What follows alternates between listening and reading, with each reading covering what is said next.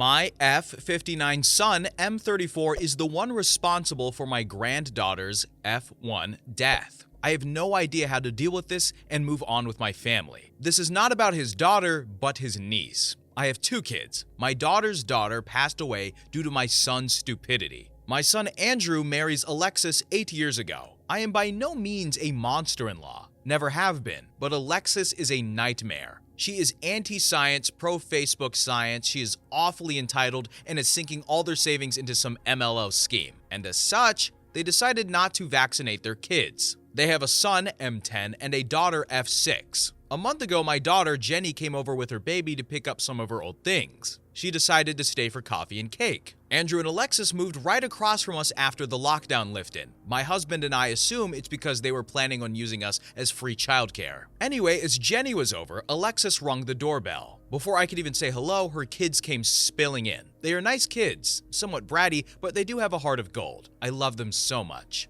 But because of them not being vaccinated, I don't like having them around the same time as babies. I tried to keep things calm, but the kids had run upstairs where Jenny's baby was sleeping and were cuddling with her. I managed to get them to come down, but they had been with the baby for a few minutes. Fast forward a few days, Jenny calls me in tears telling me her and her fiance are in the hospital because their baby had a high fever and couldn't breathe properly. My husband and I hurried there. Then we spent the most excruciating 17 hours in the hospital that sadly ended with my granddaughter passing away. She had apparently caught whooping cough and her little lungs couldn't handle it. My daughter is absolutely destroyed. I had a stinging suspicion and called my son.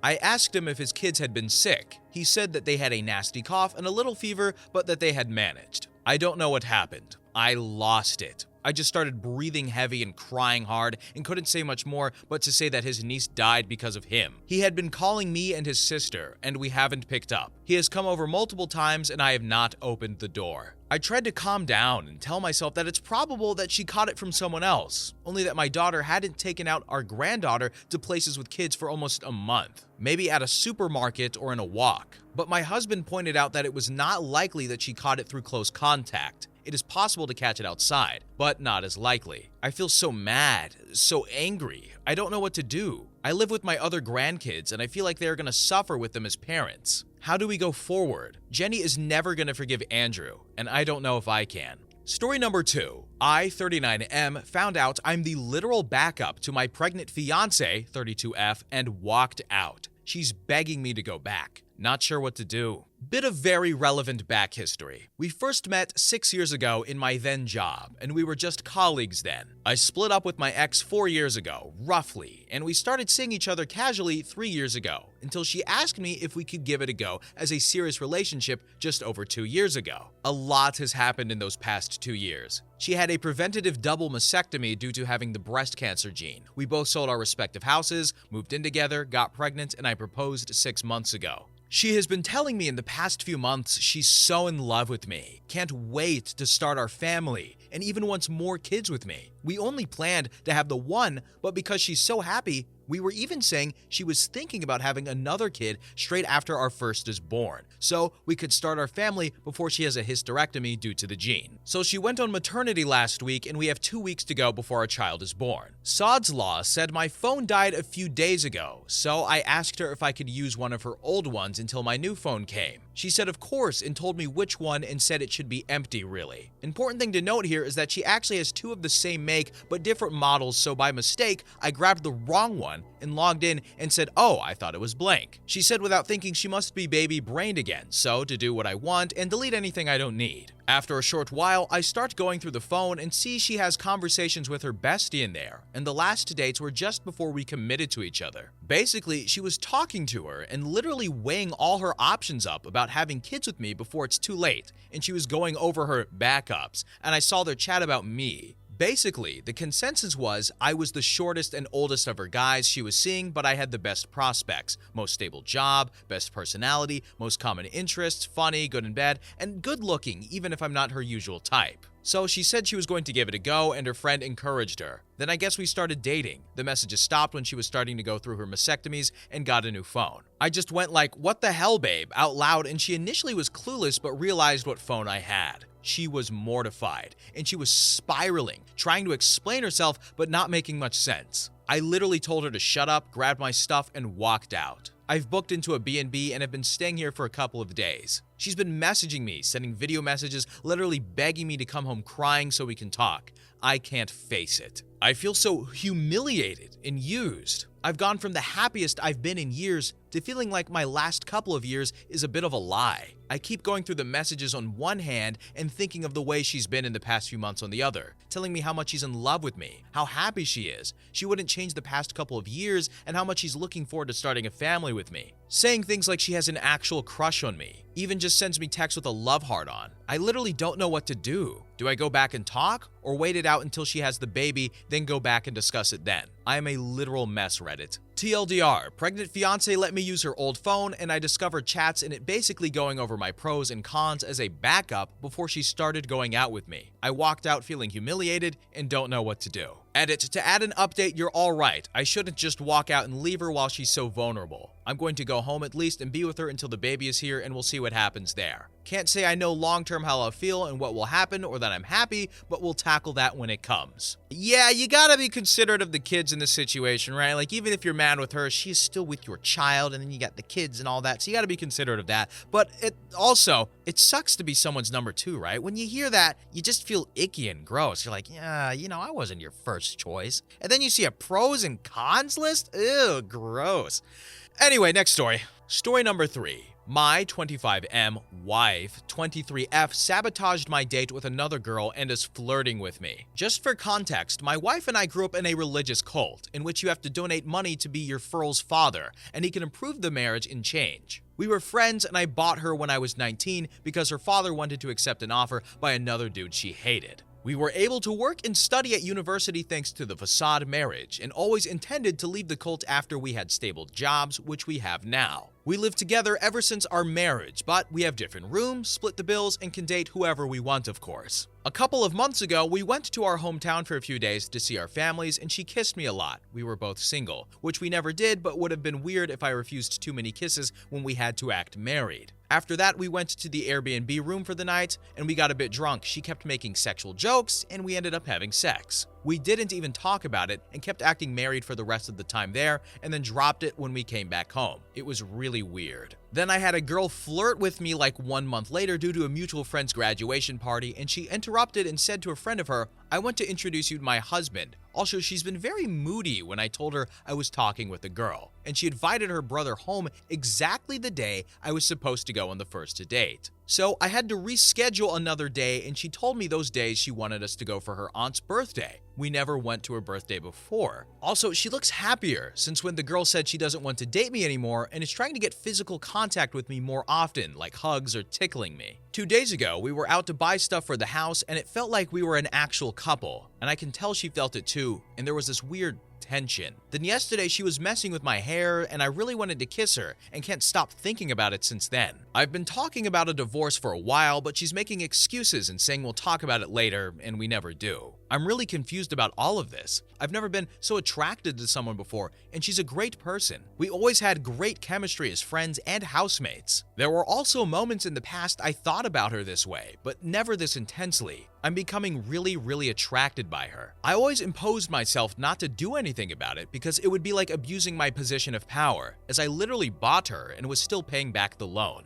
But then again, now we're independent now and we split everything. Is it okay if I want to date her? What should I do? If I do date her, should we still get a divorce first? Or just date and see what happens? Wouldn't it be weird to start dating with someone who is technically my wife? I think I'm going crazy and I need to take a decision soon. I very much doubt I will be able to not kiss her if she messes with my hair again like that. Aw, they're in love! This, by the way, would be a very interesting rom-com, right? Like, the cult aspect just makes it so much more interesting. It seems like she's a little jealous, and now he's like, wait, hold on, because now she's giving him affection. And then he's like, wait, I like this affection from you. Wait, I like my wife! That's the name of the movie. I Like My Wife. Next story. Story number 4. My 37F husband, 43M, is cheating on me with an 18-year-old boy. What do I do next? I am in my late 30s. He is in his early 40s. We have both been married for almost 10 years. No kids. In the last year, he came out as bisexual, but not by choice. I caught him talking to men on Grindr. He swore he never physically cheated and was just exploring fantasies he never had the chance to explore. We went through a significant rough patch, but ultimately I decided to give him another chance. Several months ago, he asked me if I would consider an open relationship to allow him to experiment with a man. I said that wasn't something I could ever be comfortable with, and if he needs to do this, then the only position is to separate. I've tried to be patient and understanding. He said he didn't need it, and I should forget he even asked. Since the Grindr incident, I have not fully trusted him, and I admit I have looked at his phone without permission. He has been texting an 18-year-old young man for well over a month. The messages are sexual, and he, my husband, is very overtly asking for more. I don't know if anything has happened in person. This is not a young man he met online, at work, at a bar. That would still be horrifying to me, but at least slightly more acceptable. He is our close mutual friend's foster son,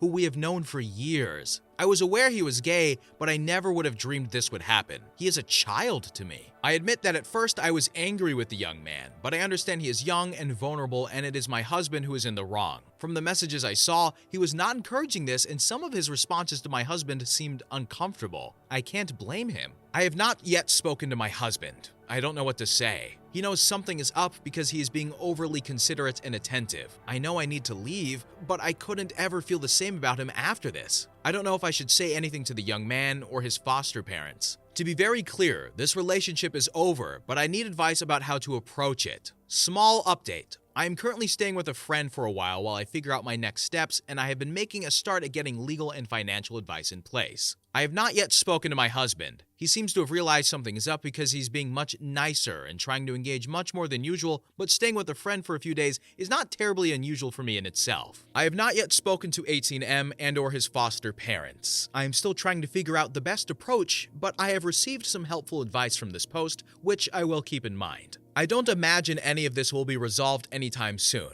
but I expect the coming weeks to be extremely difficult. Further update. I have spoken to the young man's foster parents and briefly to him. Some information came to light that stressed the urgency and led me to believe it would be safer and more helpful to speak to them first, despite him being over 18. I don't have the time or energy to explain exactly what happened, and of course, it wouldn't be appropriate to share a lot of the detail. The situation is even more complicated and upsetting than I realized, and my husband is entirely at fault. The young man is safe, more or less, and my husband's behavior is no longer hidden from his careers. I'm in the early stages of determining my next steps regarding separating from my husband, and I am receiving specialist advice about this. I don't know about you guys, but I kind of want to know what happened, right? Like, we got the conclusion, but then there's like something else, right? Like, you cut the black. This is a cliffhanger. That's what it was. This is a cliffhanger, and I hope there's another update. Anyway, next story.